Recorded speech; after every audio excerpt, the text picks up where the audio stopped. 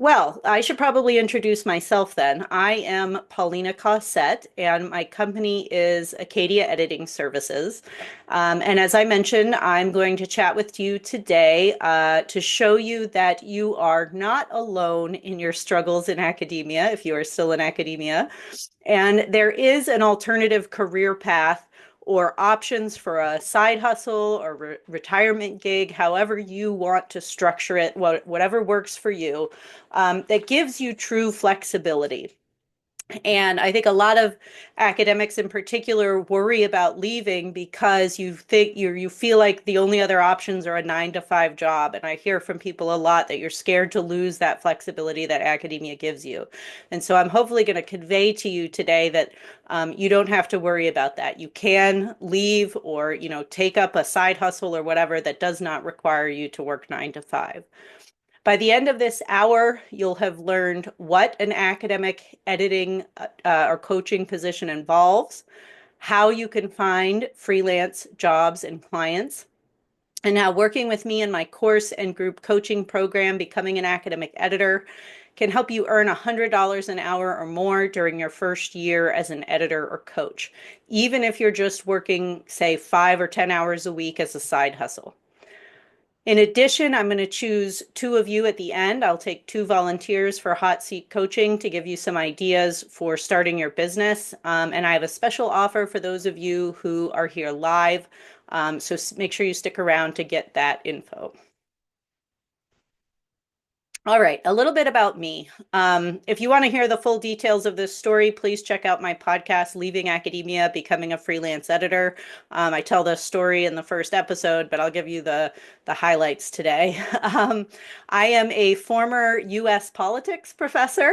I grew up in Florida. I had two tenure track jobs before I left academia in 2019. I had success in publishing. I published several articles. I co-authored a book. I had great teaching evaluations. On paper, everything looked good.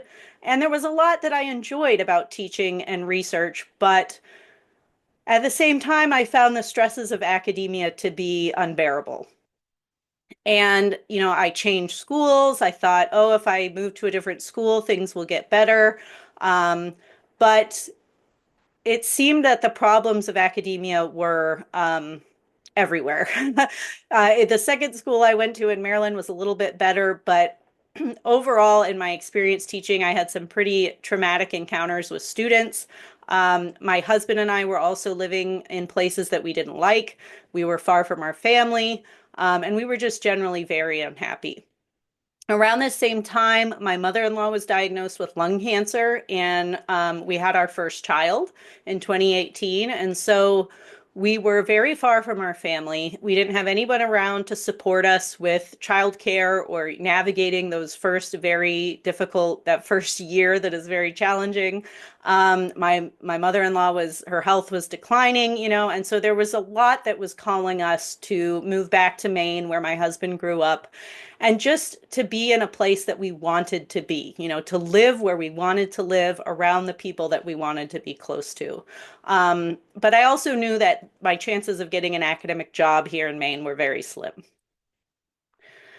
Finally, I reached my breaking point when my son was a year old. I was working 7 days a week. I had a new course that I was having to prep and desperately trying to organize, in between sleeping 2 hours a night. And I was drowning. And so during the summer of 2019, I finally broke. The thought of going back to teaching in the fall made my stomach churn. But at the same time, I also felt this intense guilt about letting other people down, my students, my grad school advisors, even though I hadn't talked to them in years, my colleagues, my department, and this conflict between wanting to fulfill my needs and take care of my family and myself and my intense fear of letting other people down created this crippling anxiety inside me. I remember constantly my head spinning and just ruminating and not being able to sleep at night and just dreading knowing that I had to make this decision. I was terrified to leave academia, but I also knew deep down inside that I could not go back to teaching in the fall. And so in July of that summer, even though I was scheduled to teach a full load in the fall, we said, the heck with this, we're going to leave and we're going to move. And so we sold our house. We moved up to Maine. I had no idea what I was going to do for work, but I knew that I just couldn't keep going the way that I had been. And so after we moved to Maine, I applied to I don't even know how many, countless non-academic jobs, remote jobs, local jobs, secretary jobs, any jobs that I could try to apply to. But I kept getting told that I was overqualified or that my resume was too academic or whatever the excuses were. Um, I had just published my book, and in that process, I had worked with a freelance copy editor who worked for the publisher. Before this, I had no idea that copy editors existed or that you could make a living editing academic research papers. I didn't even know. Um, but I realized then from working with this copy editor that this is something that I could do. I knew that I was a strong writer, and I thought, I'll just do this for a little while to bring in some money, and we'll see what happens. And so for about 6 months, I spent hours online every day sorting through job ads. And if you've ever Googled remote work editor or anything like that, you know that it's very difficult to make sense of all the companies that show up. But eventually I figured it out and I got freelance positions with several editing agencies and academic presses. And then it took me a couple of years to find companies that paid better because if you've ever worked for some of these editing agencies, which we'll talk about more in a bit, the pay is not great. Um, and I also finally, after a couple of years, got the courage to start attracting my own clients because for a long time I felt like I would never be able, why would somebody hire me, right? I had that imposter syndrome leaking over from academia. And so it took me time to get up that courage and to figure out how to do this. But looking back now, I realized that it never should have taken that long. I just had no guidance on how to set up an academic editing business to attract clients. There are no resources out there, particularly ones that are specific to academic editing. And they don't explain how, in a very practical, concrete way, how to set up a business in this space. But eventually, as I said, I cracked the code. And for the last 2 years, I have had a lot of success. My client base has multiplied rapidly. I've gone from having just 6 private clients at the end of 2022 when I started advertising myself or marketing myself, to having 55 clients in 2024. I've also had to turn away a lot of people in the last year because I just don't have the time to take them on. And, for me, though, the best part about freelancing, besides the fact that I earned 6 figures last year, which is as growing up as a poor kid with a single mom, I never dreamed I would make 6 figures. And I work just 30 hours a week. My what is most rewarding to me is that I get to spend time with my family. I get to work when I want to do it. I quit work every day at 1 o'clock in the afternoon to go do school pickup and cook dinner and all the things with kids that I have to do. Um, I don't work based on an academic calendar or what some colleague or administrator wants me to do. And as you can see, I get to take vacations without any guilt. I never did that as a professor. My laptop was always with me, and vacation was time to spend writing and catching up on all the research I hadn't done all year.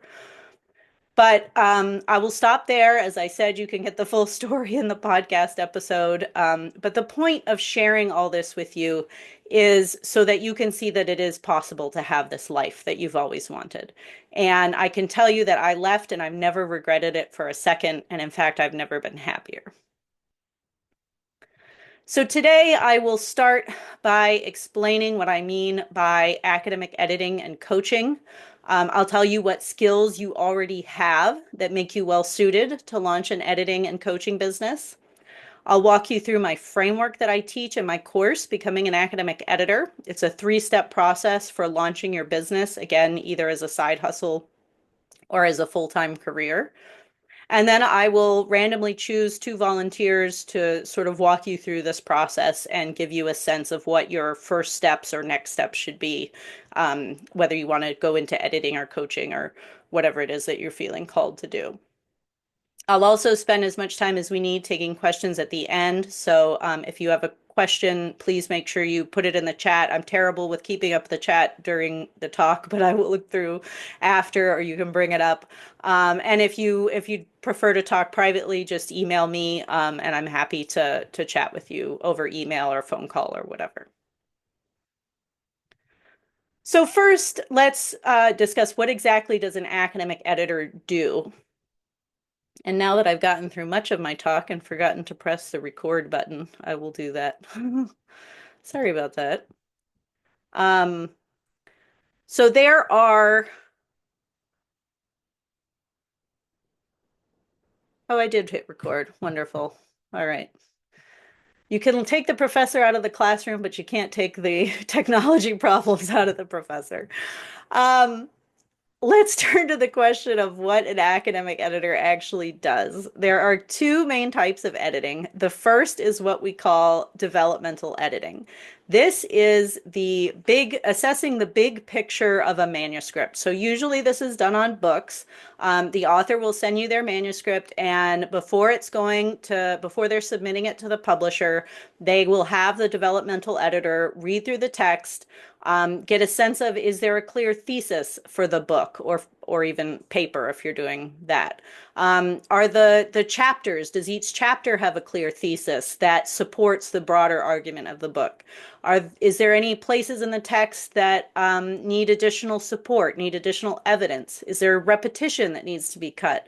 All of these kinds of big picture questions that you can read and assess as this sort of outside perspective to give the author feedback before they send it to be submitted and considered for publication. The other type of editing that we do in academic editing is what we call copy or line editing. And this is more of the red pen corrections, correcting typos, grammar errors, spelling, punctuation, all that kind of stuff, formatting, headings, page margins, page numbers. If you're editing a dissertation, this would also involve creating the table of contents, all that kind of red pen type stuff that is intended to make sure there's no errors before submission and that you're improving the clarity and flow of the text. So we've got developmental, which is the big picture, copy or line editing, which is more of the red pen corrections. Where do academic editors work? There are a lot of options here. I'm going to hit the main ones that relate to the framework that I teach. The first is what we call editing agencies. These are companies like Enago or Scribendi, Adans, Cambridge Proofreading. There's hundreds of them out there. And the way that they work is clients, who are often people whose first language is not English, will submit their papers to this company through their website. The company handles all of the customer service and client satisfaction and marketing and all that. They send the paper to you as a freelance editor. Usually it's a copy edit that you would do. Some do developmental, but it's mainly copy editing. And you resubmit it to the company, and the company sends it to the client. And so essentially you're a contractor for one of these agencies that is bringing in this work and then paying you to do it. There are also, of course, academic journals and book publishers. One example is Edward Elgar, who I worked for a long time. Another one is Routledge, right? They have a packager, a company that handles their copy editing and everything for them. They too hire freelance copy editors to edit each issue of the journal, or they'll send you a book project to work on. This involves the edits for journals, articles, and books are not quite as heavy as what you would do for an agency, because the article or the book has already been accepted for publication and you're sort of cleaning it up in Microsoft Word before it goes on through the process to be typeset and then published. Finally, of course, we have private clients. And again, there's quite an assortment here. You can edit for graduate students. Usually, this would be copy editing and formatting their dissertation or thesis. I'm sure if you have a graduate degree, you remember how awful this process was at the end of grad school, then having to go and make sure your table of contents is correct. So, a lot of grad students just prefer to hire an editor to handle it for them. You might be editing job market letters. Maybe they're submitting an article to a journal. Faculty, a lot of my probably most of my clients now are faculty. They will send me journal articles to edit, book proposals, books. I've even edited tenure packets, job letters, grant proposals, pretty much anything that an academic works on, they could potentially hire you to edit for them. Um, there are also research institutes and nonprofit organizations. They often have in-house editors, but many of them, especially the smaller ones that don't have somebody in-house, they will hire somebody as a freelancer.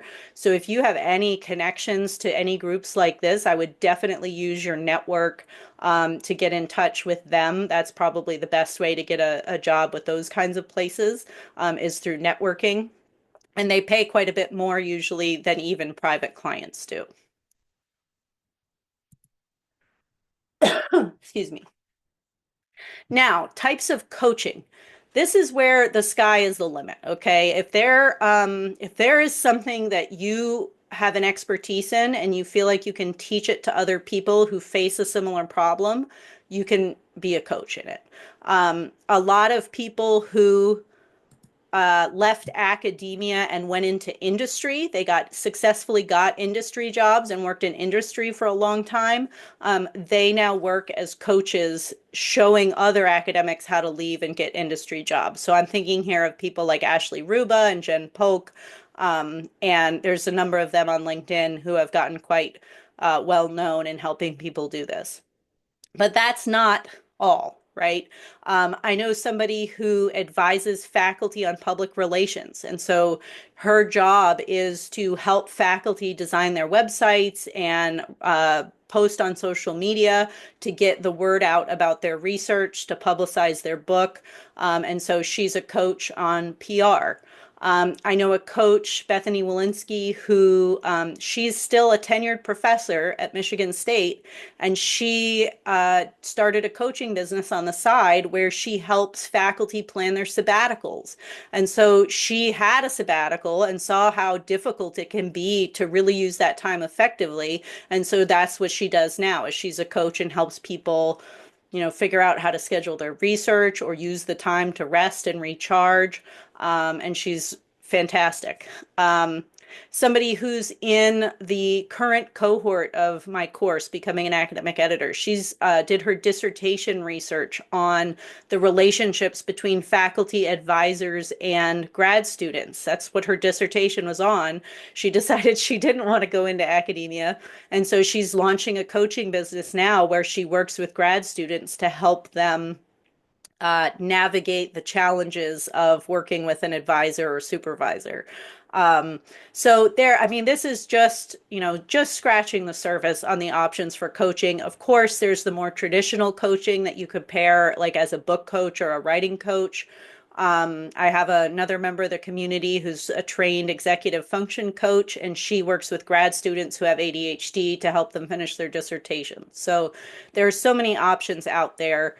And you can pull from your academic expertise or just, something in your life that you can teach, and build a business out of that and be successful. So, what skills does an editor need? You have to be a strong writer. I think many of us in academia are. For copy editing, of course, you have to have an eagle eye. You have to be the kind of person who likes to catch typos. Who you should have an understanding of what the publishing process is like. You don't necessarily have to have published a lot to be a good editor. I know there are plenty of people, even people, for example, who were high school teachers who don't have graduate degrees or didn't go into academia, and they are fantastic academic editors. But it does help to understand what what academic writing is supposed to look like and sound like. For developmental editing, you should understand what a book needs to look like to get published, right? The overall structure of the book, how it can make an effective argument, what book publishers are looking for, these kinds of things. And then finally, I think it's important to have people skills, which many academics have, some don't. But it's important to be flexible. You have to be, things come up for clients when you're working with them. They need an extension, they need more time. They need flexibility in terms of how they can pay you with institutional funds or, self-pay. And I think that a lot of clients come to us looking for support and empathy, not just, improving their text. And so I think that a lot of former academics succeed as editors and coaches because we've been there and we've been in their shoes and we know what it's like to struggle to get published. And so we can provide that kind of empathy support that other people cannot. But I want to convey to you today that you have these skills, right? You have supervised student research. You have served on committees and written committee reports. You have graded countless essays. You have co-authored. You have maybe you've served as a peer reviewer or on journal staff. Maybe you have worked in your writing center, right? Maybe there's some writing center directors out there, right? You have all these skills, even if you've never called them copy editing or developmental editing or writing coaching. We just think of them in the context of our academic professor role, but you have these skills and you also have an innate sense of what scholarship is supposed to sound like. So the framework that I teach in the course is this. I'll break it down into 3 steps. First, for editing, we have you draft a one-page resume. It does have to be one page. And you apply to these editing agencies and publishers to get on-the-job training.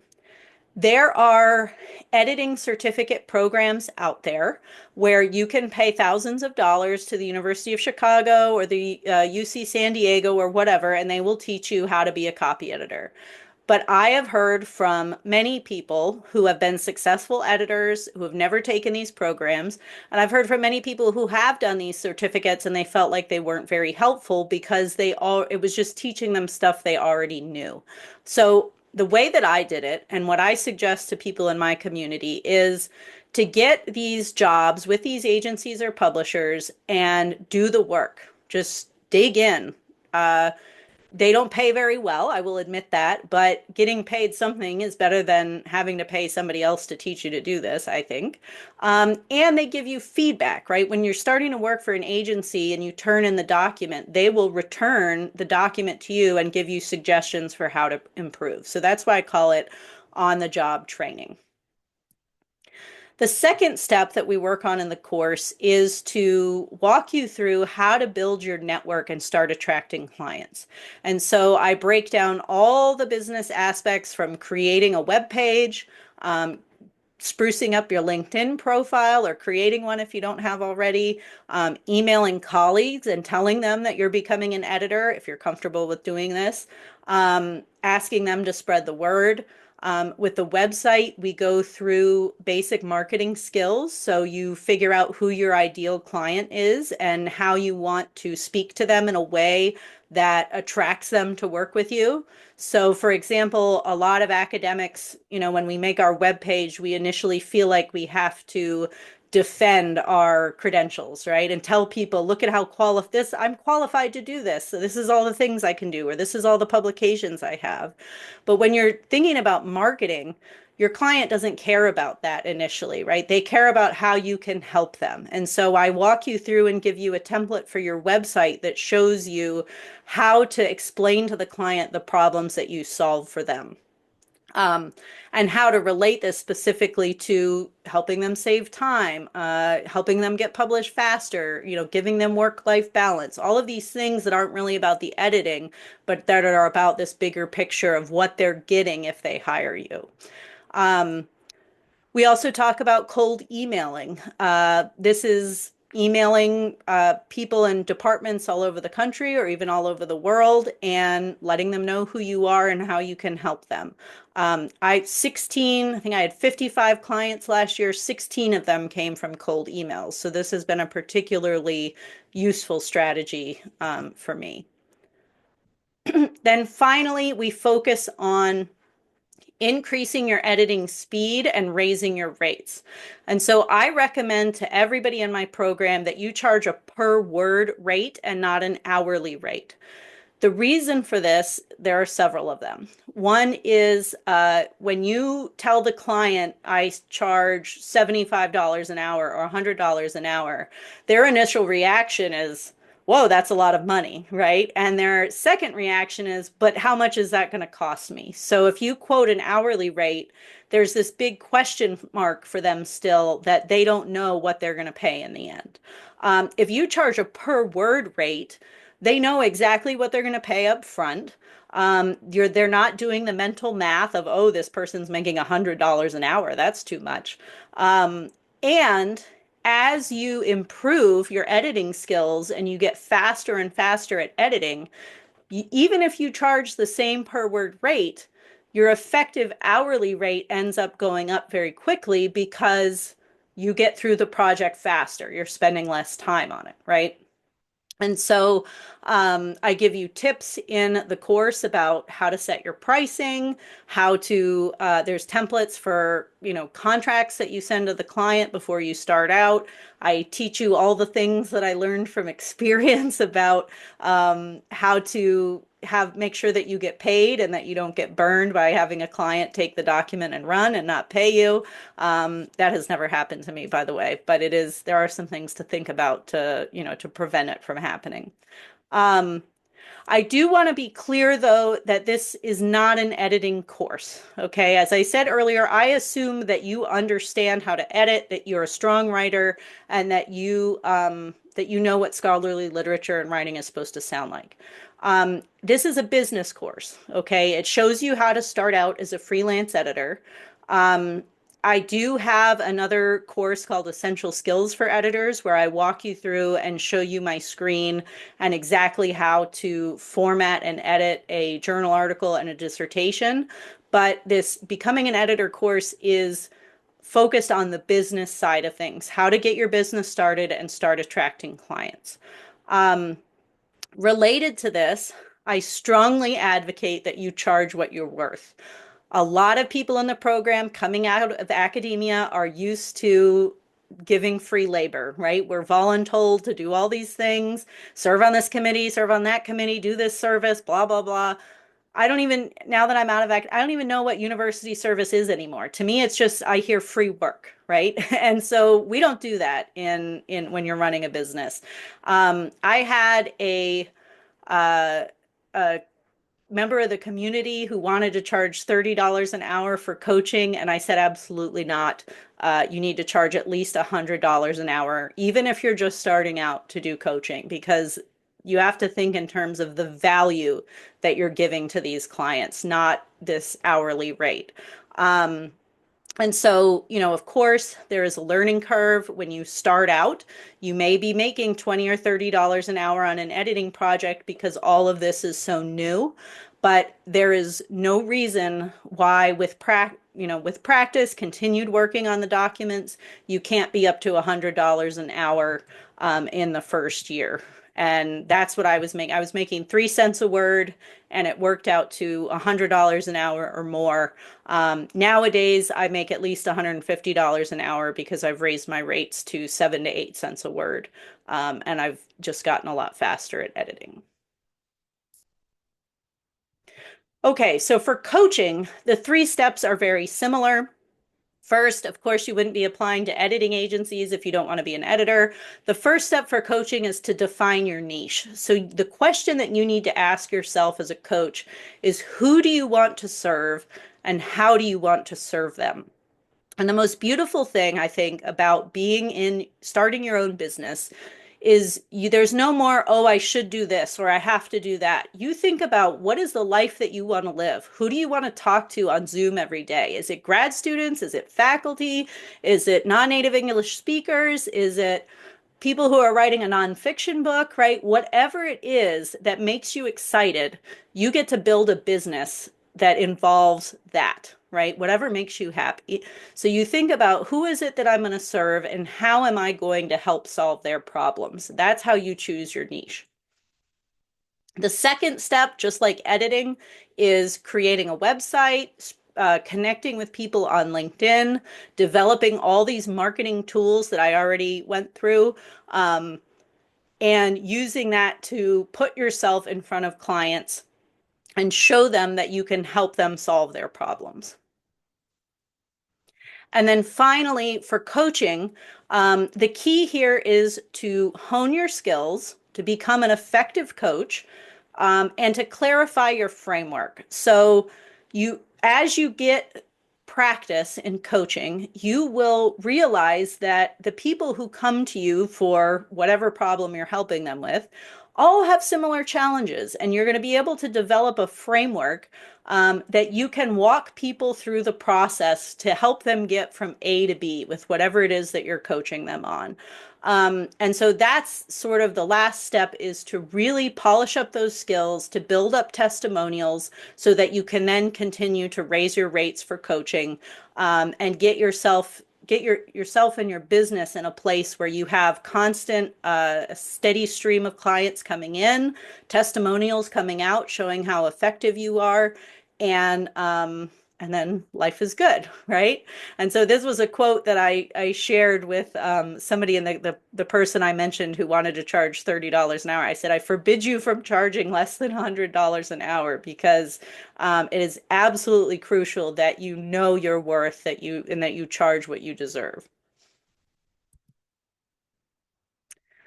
So let me put the link to the course in the chat in case you want to get some more information. I am happy to take any questions as well. I know I've gone through this kind of quickly, but hopefully I've broken down those 3 steps pretty clearly so you get to see the process to go, the process that you take to build this either freelance editing or coaching business.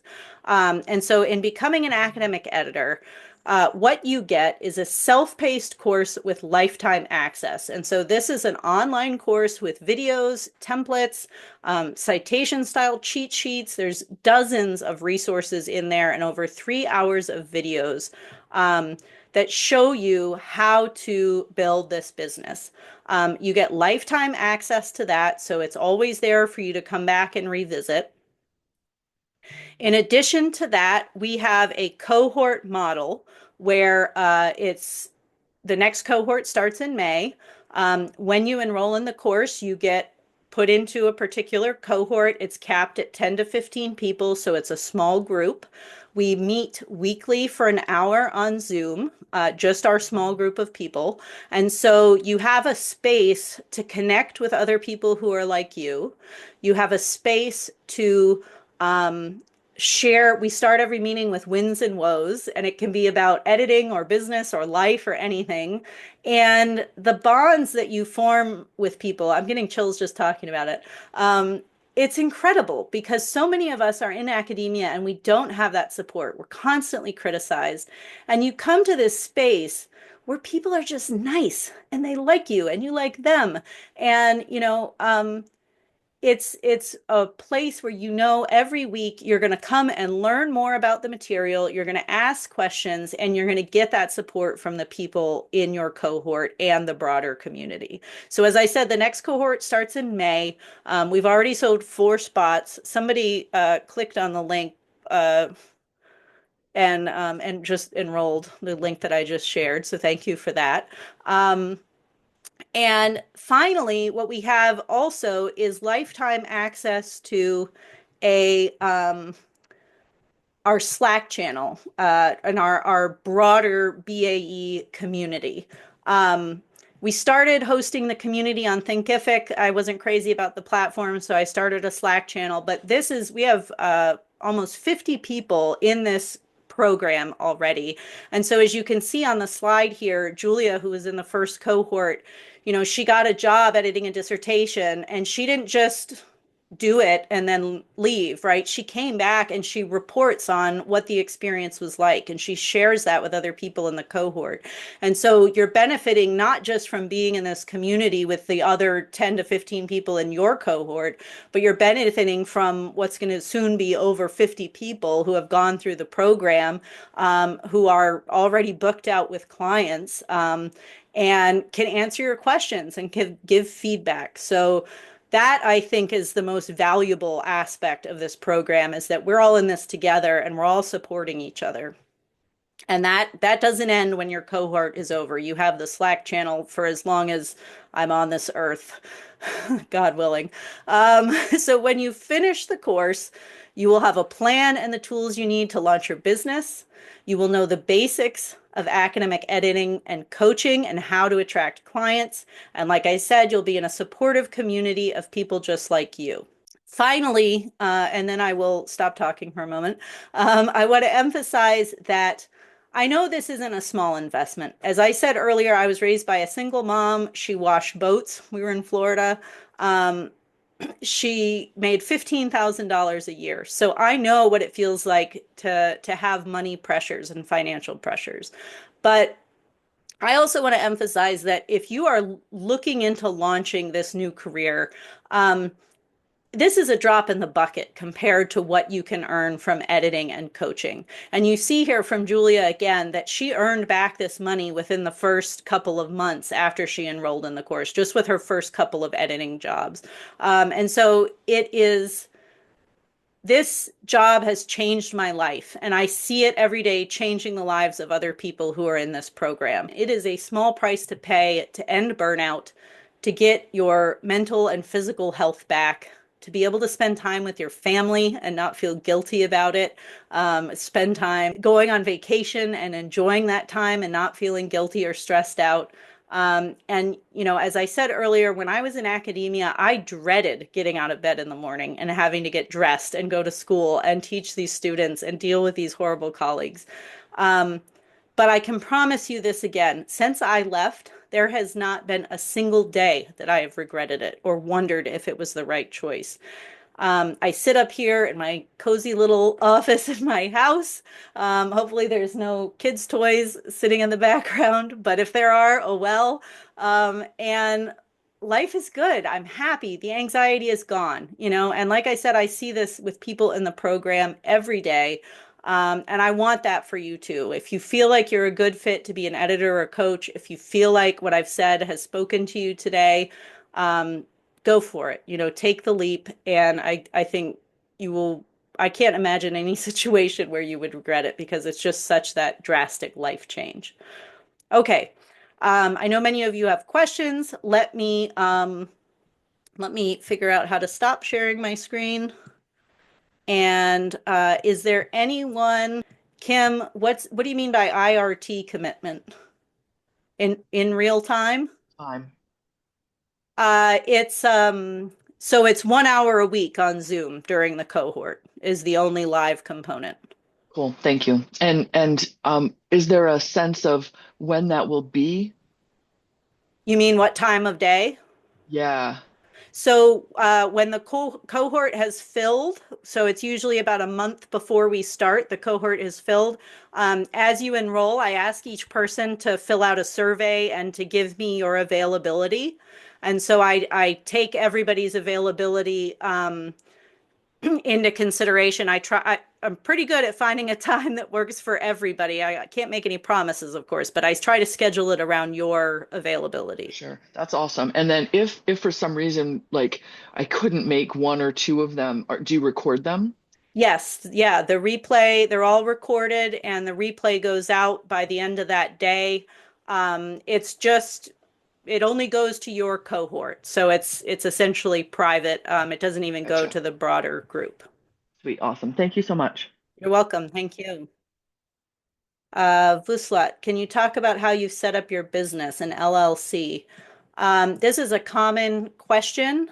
I always have the caveat that I am not a lawyer or an accountant.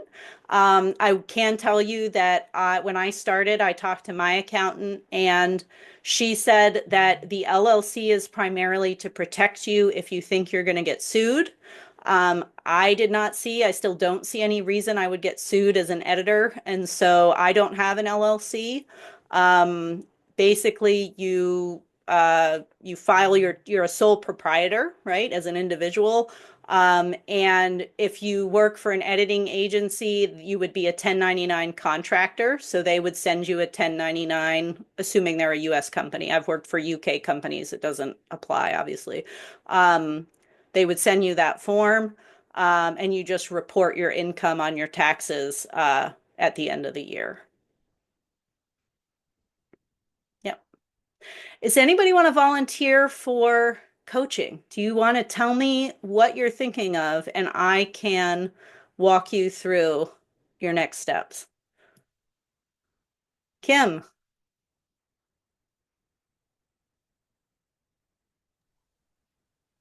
hi. Hello. I love your glasses. Oh, cheers. I'm happy to volunteer, but I don't want to like step on anybody. So if other folks are interested, I'm happy to step back. Go for it. Okay. Um, so the basic gist, I've been following you for a while, and I've actually sort of, anyway, doesn't matter. I've been thinking about this for a while. And the reason why I'm hesitant, even as I have like my credit card information plugged into your sign up form as we speak, is that I've been part of my transition plan is I've been doing a Master of Social Work. And so I have a lot of sort of time commitments when it comes to that gig that's kind of becoming my more sort of on the desk gig rather than my side of the desk gig. It's like it's been an interesting transition, right? But I've still got my full teaching load, all the things. So that's partly why I was asking about the real-time commitment. Um, so, what I'm kind of wondering about is as I transition, my idea, my thought, my plan is do the 101 psychotherapy that I've been training to do, and then also have my teaching income, my professor income for a little while as I transition out, but then maybe do sort of a half and half editing and counseling because of course well maybe we don't all know, but like that one-on-one psychotherapy piece is like super burnout vulnerable, right? And so I don't necessarily want to be relying on seeing what are basically to do full time in that is like they're saying folks are seeing 20, 25 clients a week, just direct one-on-one, and that I know I can't do. And so I'm trying to figure out like how do I make the rest of my income. So that's kind of what I'm wondering. And part of what my hesitancy is I don't know how to do the LinkedIn piece or the website piece to be out in the world as both a social worker who does one-on-one um, coaching, counseling in that way, because I've got the clinical and the sort of coaching piece there, and then also being like, oh, I do this editing thing and I can edit your things and copy edit and developmental edit and whatnot. That's kind of my where I'm at. So I'm wondering if you have some thoughts. Yeah, so I think this is a common question, not with, the psychotherapy that you're talking about but just people who are still in academia. And we have, I'd say out of the 45 plus people enrolled, I'd say about half are still in academia, maybe a bit, maybe two-thirds are still in academia. And many of them are like, okay, I want to start this now. I want to get the ball rolling. And then once I'm confident that I can actually have an income from this, from the editing, I'm going to quit my academic job. I'm going to keep the health insurance and all that for now. And when I'm ready, I'm going to quit. And I think it works very well for them. Because, for example, if you applied to an editing agency or a book publisher, you can tell them I can edit one article a week, right? Which is five at the most 10 hours, of course, depending on the length of the piece and your speed editing, 5 to 10 hours a week at most. Um, And they're fine. They understand that many people who work for them are professors or grad students, and they're doing this on the side. Um, with the book publishers, they will write you and say, can you edit this book from May 1st to May 30th? So they give you much more advance notice, and you can put it in your calendar, or you can tell them, look, I can only do books in the summer, or whatever your schedule is. Those companies are flexible. And then, of course, once you get to the point that you're working with private clients, you decide your schedule however you want. I have people write me all the time and I say, sorry, I can't take this on, but here's a list of editors in my community who would love to work with you. And actually, I'll put that in the chat so that you guys can see what everybody else is. This is an option if you're interested. I can list you when you enroll on the website, but you can see the websites that they've created in the program. Um, so hopefully does that answer your question? I think it's Yeah, I think so. Again, I think my concern is just kind of being public in the world in these two different ways that seem quite disparate. And I guess I'll just figure it out as I go. Yeah. well, I think in terms of the website and LinkedIn, I think a lot of people still have their public facing professor role. Like, I'm trying to think of somebody who's Lisa, who's in the course now. I can't remember. I think she's on that link there if you find Lisa's post. She's still a professor. She has her web page like her professor web page, and then I think she has like slash editing or something like that, which is her editing web page. And so when she's interacting with people on LinkedIn, saying in terms of her editing work, she just directs people to that sub page of her website, if that makes sense. So, yeah, I think it's doable. And I mean, they kind of work together, right? Your academic professional versus editing. Other questions or anybody want to talk about your situation and um, how we can help you get started?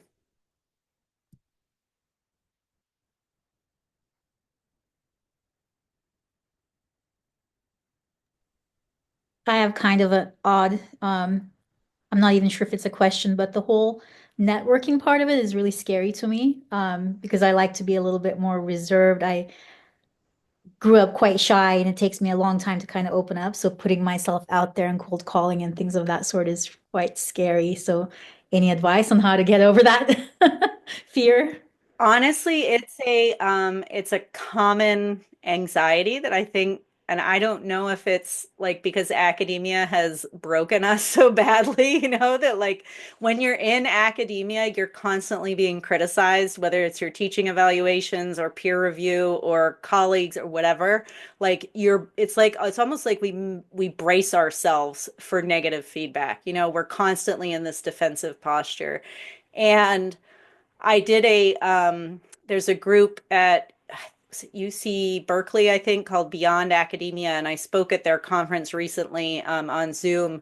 And I said that it's amazing, like networking in academia is so miserable, but when you go out of it, everybody's so nice, like they just want to help you. And if LinkedIn it used to be the place that you post your resume and, oh, I got a teaching award or, whatever, like I got this published. But now it's this space, if you connect with the right people, including the community of editors, everybody wants to help each other, like you make a post and people like it and they share it. Or, there was a woman recently who had this dry spell with editing. She hadn't found any clients in the last few months, and she joined my membership program for current editors on digital marketing, and now she's had a full roster, and like not just from the program, but because other people have been directing work her way. And so I think that to answer your question, the only way to learn to network is to do it, right? You do have to push through that discomfort. And we work on that in the program. I'm always pushing people, okay, this week make a social media post and tag me in it, or this week, send 10 connection requests to people on LinkedIn. And so I'm kind of your gentle accountability buddy, telling you like, you could do this, just go for it, try it and let us know what happens. And then you start to see that the feedback is positive and that you get clients out of it. And then I think your brain sort of gets rewired and you reassociate networking in a positive light instead of, being afraid to do it anymore. I'm not sure that's the answer you were looking for, but it's, yeah. Just thank you. There is a lot of repair work that we do, especially in the first couple of weeks, where people share their stories and their fears, and we're able to like break down those walls and push through. And Julia won't mind me saying this, but Julia and I have worked in one-on-one coaching a few times, and she has commented that just having somebody to talk to and like brain dump, she just brain dumps, this is all the things I'm thinking, and I'm able to sort of help her make a plan, to move forward, and that makes her feel a lot more confident. So I think having that support and that community will do the same for you, and you'll feel good, once you do it a few times, it'll become much easier. Other questions? Did I miss any in the? I have one. Yes. Is it Elisa? Elisa, yes. I think my struggle with getting clients is that I hate charging people for my editing work. And I know it sounds ridiculous, but I've been a volunteer editor for 8 years now, and our journal is not only an academic journal, it's also a community of activism that supports African scholars. So there's a strong ethical and political push behind it. And I would hate it to charge people who are either struggling with their PhD or struggling financially. I know it's probably part of my burnout and personal history, but I think it's becoming a real issue for me to overcome this sense of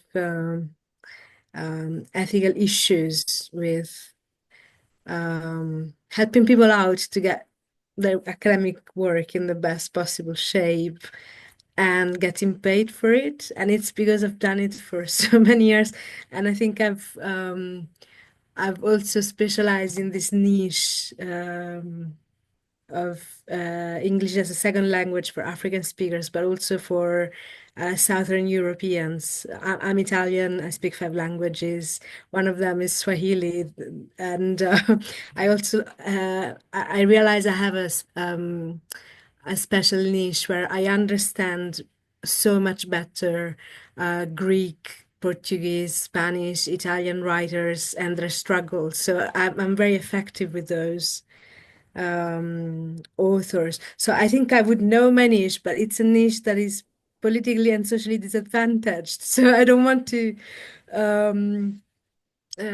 prey on a situation of massive inequality. And so I think I'm just creating trouble for myself because I'm like, I know what my niche is. I know I'm really good at that. And I've been doing it for a long time, but I struggle with the idea of getting paid for it. So I get it. Trust me. I could not have afforded an editor when I was a grad student. I've had a lot of people say that they don't like charging graduate students for coaching because they feel like they should be doing it for free. But I have to push back on that because academia, this is me on my little soapbox for a little bit, academia has convinced us that we are providing this honorable, holy service to students, right, of educating them. Don't get me wrong, education is the most important thing in the world, right, without a doubt. But you are performing work, right? If you are an educator in whatever capacity, you are sacrificing time out of your day, your energy, your emotional and mental energy, right? To give to other people. That shouldn't be free, right? Like you it's an exchange, right? Think of all the money the universities are making off these students, right? Think of what the university presidents and administrators are earning off these students. And you're the ones that are in the classroom devoting all your time and energy to this. You deserve to be paid for it. If someone is seeking your help outside the classroom, right, as an independent coach or an editor, um, instead of thinking about what you are charging them, think about the value that you're providing to them. So the example I like to use is when people come to me to edit their job market letters, right? They are applying to an academic position that is highly competitive. I mean, they're all highly competitive at this point. And they really want this job. And if I can, as someone who has had tenure track jobs before and succeeded on the job market and is an editor, if I can improve their documents enough to improve their chances of landing that interview, what is that worth to them? Is that worth $100? Is it worth $500? Is it worth $1,000? Like you are not just providing edits, you are helping this person land what is potentially their dream job. And so, what is that worth monetarily to them? Um, and yes, as Kim said, a sliding scale. So, I charge graduate students 3 to 4 cents a word to edit their dissertation. I charge faculty 7 or 8 cents a word to edit their journal articles. So, and many of these faculty have research funds, right? They're paying with institution research money. So to me, that evens out, right? I can charge the people who have more money more to do that work and then try to help the grad students who don't have that kind of funding. But also, I just want to reemphasize that you are of value, right? Your knowledge, your expertise, your skills are of value. And if you're going to pour yourself into a project, no matter what that is, you deserve to be paid for it. Okay. Thanks for the reminder. Thank you. Yeah, you can do pro bono clients too. Certainly, once you get established, that is something that's very easy to do. I had a client last year who was an older gentleman. He was a veteran, a disabled veteran. He was writing a dissertation, and the university he was at, the formatting office kept kicking back the dissertation because it was like the formatting office usually checks like that your page numbers and your table of contents are right, and this person was going through and editing the paper and saying like his spelling and things were wrong, which is not what a formatting office is really supposed to do. And it was delaying his graduation. So he had paid like 2 to 3 semesters of tuition to try to graduate, but they kept rejecting him. And he had issues with using the computer. He was not a technically savvy person. So Microsoft Word was tough for him. And I think he paid me for the first round of edits, but they even kicked it back again for some ridiculous reason. And I ended up just doing the rest of it for free. And it was like $1,000 of work that I didn't charge him for because I just felt bad that, that this office was doing this to him. So you can certainly do that, for people who you are happy to work with that way. Other questions?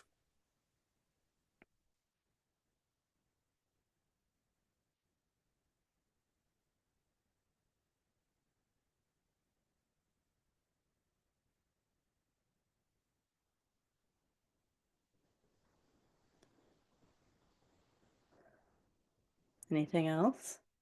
I have time if you would like to ask.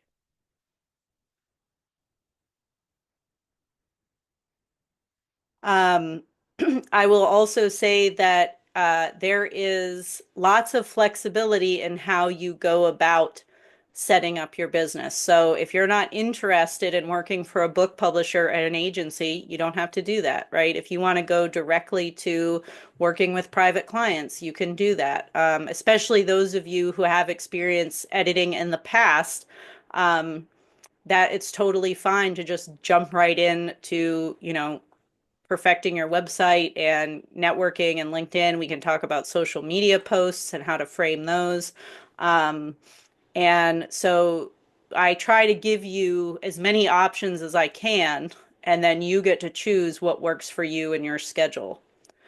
Tess says, once enrolled, what is the next step? Yes, so once you enroll, I will add you to the Slack channel, so you will immediately be part of the community. You will get immediate access to the videos and the templates and everything on Thinkific. It's all there already. You will get an email with that survey that I mentioned asking you to, I ask you some questions about like what you're interested in so that I can try to focus the Zoom sessions on what people care most about, and also to put in your schedule for the meetings. And then if you want to join the May cohort, if you want to join a later cohort, I'll be running one in September as well. You're welcome to enroll now and then just send me an email that you want to join the September cohort instead. But we would start, you can go through the videos and everything at your own pace right now. And then in May, we would start the weekly Zoom meetings and going through the program. The Zoom meetings are not, I do some teaching in them, kind of like elaborating on the videos that are already in the course. A lot of it is Q&A, and so people come in and they say, oh, I applied to this place and I haven't heard back. What do I do? Or can you take a look at my website? What do you think of this? And, I think week 3, we go over how to format your resume, and I have a resume template that people work from, and we have a shared folder where you can upload that, and then I go through it and I leave you comments and feedback and edit it, and then it's ready to go for you to submit to the different jobs. There's an Excel spreadsheet that lists a bunch of, I think it's over 100 editing agencies, and everybody shares feedback on, like if I apply to Cambridge Proofreading and their editing test is really difficult or whatever, I'd make a note of that in the sheet. Or when we know what each company pays, we note that in the Google Sheet. So the idea is that we're crowdsourcing information so that you don't have to do what I had to do years ago and apply to all these different companies only to find out that they pay half a cent per word or something like that. So there's also a Google Sheet with lists of those formatting offices that I mentioned at different universities, because you can get your name. You can ask them to put you onto their list of editors. And that's where I get a lot of my dissertation clients from, is they will see my name on the list of editors and contact me to edit. I forgot to mention, I'm now adding quarterly Zoom meetings. So so you have your weekly Zoom meetings for 12 weeks in the cohort. But now that we've got a bigger group, there's a lot of people who've been out of their cohort for a long time, and they still have the Slack channel, but I've added quarterly Zoom meetings for the whole BAE community. So even after your cohort's over, you can hop on Zoom with us once per quarter just to check in and stay in touch and let us know how you're doing. It's, I'm happy to answer questions in that, but it's also just a place for us to see each other again, and after you spend 12 weeks seeing somebody every week, you kind of miss them and want to get in touch again. So I've added quarterly calls. And I'm also in the process of setting up a Google Sheet where you can put in your availability for work and any overflow, because I don't take much editing work anymore. This course takes up most of my time. And so any editing inquiries that I don't take, I put them out there for you guys to choose from, so that you can get access to those clients and start getting practice with those kinds of projects. Yeah, it is nice to keep up. Other questions or anything like that.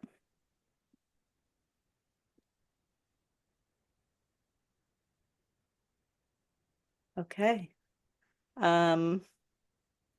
We've had Kimberly. Oh, good, Kimberly, you. Who can I say who nobody put did anybody put in the chat that you enrolled? We've got Audrey, Catherine,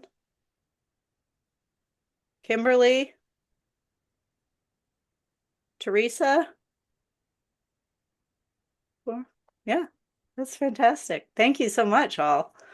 I'm so happy that you are going to be joining us. I hope this was helpful. Please reach out. Please email me or message me on LinkedIn or whatever. I'm always happy to talk to you. Sometimes I talk too much, but that's okay. I'm here and I wish you the best. All right. Thanks for being here. Thanks a lot. Thank you so much. Bye. Thank you. Bye.